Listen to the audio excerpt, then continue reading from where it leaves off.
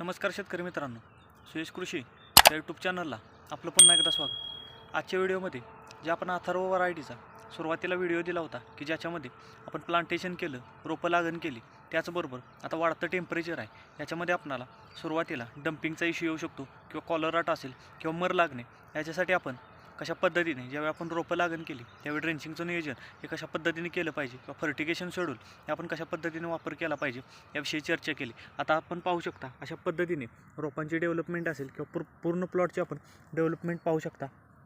अशा पद्धतीने स्टमची जाडी असेल, प्रत्येक पेरामधून आपल्याला फूट निघत आहे. तर आपणाला प्रामुख्याने ह्या स्टेजला प्लॉट आला जो निघालेला फुटवा आहे तो फुटवा वाढला पाहिजे, त्याचबरोबर प्लॉटला चांगल्या पद्धतीने ग्रोथ राहिली पाहिजे. त्याचबरोबर आता पानांच्या वाट्या होणे किंवा लाल कोळी असेल, थ्रिप्स असेल, पांढरी माशी असेल, याच्यासाठी आपण फवारण्यांचं नियोजन किंवा फर्टिगेशन शेड्यूल हे कशा पद्धतीने ठेवलं पाहिजे याच्याविषयी आपण आजच्या व्हिडिओमध्ये सविस्तर चर्चा करणार आहोत.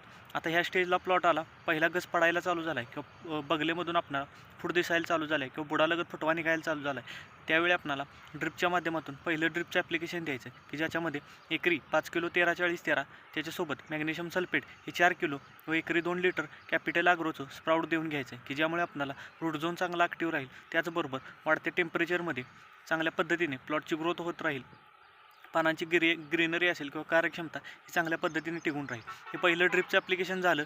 2 ते 3 दिवस गॅप द्या. 2 ते 3 दिवसानंतर ड्रिपच्या माध्यमातून तुम्हाला ड्रिपचं दुसरं ॲप्लिकेशन द्यायचं आहे की ज्याच्यामध्ये तुम्हाला ICL कंपनीचं 11-36-24 हे एकरी 3 किलो हे ड्रिपच्याद्वारे देऊन घ्यायचं की ज्यामुळे जे सुरुवातीपासून जी मिळालेली ग्रीप असेल किंवा जो सुरुवातीपासून प्लॉटची ग्रोथ असेल ही कंटिन्यू चालू राहील. हे दुसरं ड्रिपचं ॲप्लिकेशन झालं. त्याच्यानंतर प्रामुख्याने पहिला घस पडायला चालू होणार आहे व पहिली फुलकळी चालू होणार आहे, त्यावेळी आपल्याला प्रामुख्याने ती दांड्यामधून पिवळी पडणे किंवा ड्रॉपिंग होणे याच्यासाठी तुम्ही ड्रिपच्या माध्यमातून ड्रिपचं ॲप्लिकेशन देऊ शकता की ज्याच्यामध्ये लिक्विड स्वरूपातील कॅल्शियम हा एकरी 1 लिटर व त्याच्यासोबत बोरॉन 500 ग्रॅम हे जर ड्रिपचं ॲप्लिकेशन दिलं, जे सुरुवातीला किंवा पहिला घस निघालेला आहे त्याचं कोणत्याही प्रकारचं आपल्याला ड्रॉपिंग असेल किंवा फुलगळ झालेली ही पाहायला मिळणार नाही.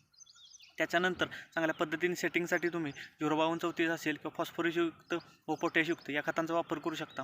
मग त्याच्यामध्ये 052-34 असेल, 060-20 असेल किंवा 044-44 असेल या खतांचा तुम्ही हा वापर करू शकता. आता प्रामुख्याने प्रत्येक शेतकऱ्याला ही समस्या जाणवणार आहे, वाढत्या टेम्परेचरमध्ये प्लॉटची ग्रोथ न होणे, त्याचबरोबर पानांच्या वाट्या होत आहेत, तसेच पांढरी माशी असेल व लाल कोळी असेल याचा जास्तीत जास्त हा प्रादुर्भाव जाणवतो किंवा नागाळीचा प्रादुर्भाव हा जाणवत आहे. त्याच्यासाठी तुम्ही लाल कोळी व नागाळीच्या नियंत्रणासाठी ॲबॅसिनची फवारणी घेऊ शकता. त्याचबरोबर जर जास्त प्रमाणात पांढरी माशीचा किंवा तुडतुड्यांचा असेल किंवा थ्रिप्सचा प्रादुर्भाव हा जाणवत असेल तर तुम्ही आलिका पेगासिस त्याच्यासोबत झिंक याचासुद्धा स्प्रे दिला तर चांगल्या पद्धतीने कंट्रोल मिळणार आहे. जर पांढरी माशी जास्त असेल तर आलिका पेगासिस व त्याच्यासोबत गुळ घ्या, चांगल्या पद्धतीने कंट्रोल तुम्हाला मिळणार आहे. जर पांढरी माशी ही आपल्याला नॉर्मल जाणवत असेल तर आलिका पेगासिस झिंक घ्या, चांगल्या पद्धतीने तुम्हाला कंट्रोल मिळणार आहे. आता प्रामुख्याने फळातील आळी असेल किंवा पानं गुंडाळणाऱ्या अळीचा प्रादुर्भाव हा जास्त जाणवत असेल तर तुम्ही सिमोडिस हे प्रति लिटर पाण्यासाठी 1.5 मिली घेऊ शकता किंवा डेलिकेट 15 लिटर पंपासाठी 18 मिली डेलिकेट त्याच्यासोबत इक्वेशन प्रो हे अर्धा ml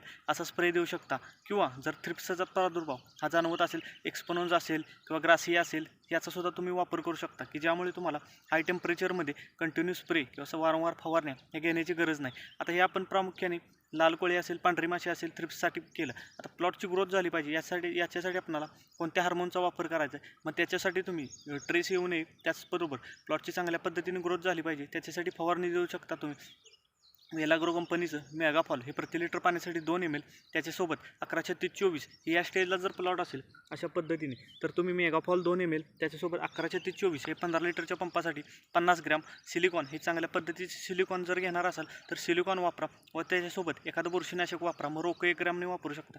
मग चांगल्या पद्धतीने पानांची ग्रीनरी, पानांची ग्रोथ असेल किंवा पानं ही चांगल्या पद्धतीने तुम्हाला डेव्हलप असेल किंवा प्लॉट हा जो ट्रेसमध्ये जाणार आहे तो गेलेला आपल्याला पाहायला मिळणार नाही. आता प्रामुख्याने पहिला घस पडायला चालू झाला त्याच्यानंतर जी फुलगळी टिकली पाहिजे किंवा फुलगळी चांगल्या पद्धतीने सेटिंग झालं पाहिजे त्याच्यासाठी तुम्ही फवारणी देऊ शकता की ज्याच्यामध्ये chelated calcium 1 gram, chelated boron 1 gram त्याच्यासोबत गोदरेज कंपनीचं डबल हे प्रति लिटर पाण्यासाठी 1 मिली व 052-34 हे 3 ग्रॅम याचा जर स्प्रे दिला तर चांगल्या पद्धतीने फुलकळी निघणार आहे, त्याचं सेटिंग चांगलं होणार आहे. त्याचबरोबर जर आपणाला प्रामुख्याने जर गिरव्याचा प्रादुर्भाव किंवा खालून पानं ही पिवळी पडत जर जाणवत असतील तर तुम्ही त्याच्यामध्ये स्कोर कवच व स्टेप्टो याचा जर स्प्रे दिला तर चांगल्या पद्धतीने अर्ली ब्लाइट असेल, लेट ब्लाइट असेल किंवा जे भुरे असेल, करपा असेल याच्यावर चांगलं कंट्रोल मिळणार आहे. किंवा रिडोमेल गोल्ड व स्टेप्टोचा जरी स्प्रे दिला तरी तुम्हाला चांगल्या पद्धतीने कंट्रोल हे मिळालेलं पाहायला मिळणार. या स्प्रेचं अंतर तुम्ही 4 ते 5 दिवसानंतर एक स्प्रे दिला तरी चांगल्या पद्धतीने प्लॉट डेव्हलप असेल किंवा अतिरिक्त खर्च न करता आपल्याला चांगला प्लॉट डेव्हलप करायचा आहे, म्हणजे जास्तीत जास्त उत्पादन हे घ्यायचं आहे. तर चला, आपल्याला आजचा व्हिडिओ कसा वाटला हे कमेंटच्या माध्यमातून